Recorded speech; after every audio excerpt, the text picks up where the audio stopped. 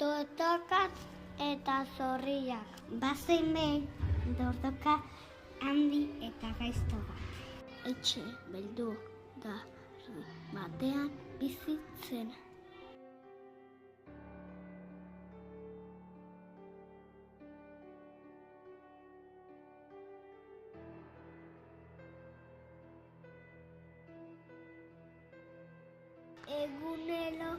Egunero dortokak sopa txar eta usaintsu bat prestatzen zuen. Dutxatzen zenean burua garbitzeko.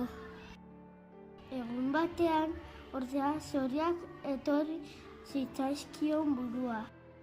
Horregatik, etxe beldurgarrian bizi ziren zombiek etxeko plater batzuk hartu zituzten zorriak plateretan bildu eta jateko. Hala ere zombiek ez zuten zorri guztiak biltzea lortu.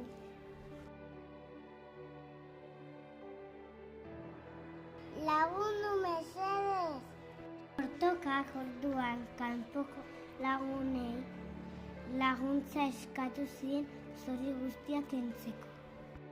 Eta zombi erraldoi eta txintxo bat agertu zitzaion laguntzera.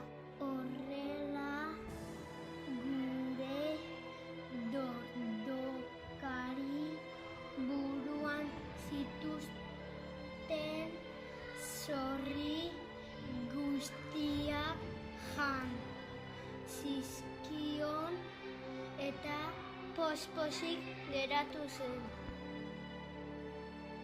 Eta hala bazan, hala ez bazan, zardaria kalabazan eta aterara dira zizurkilko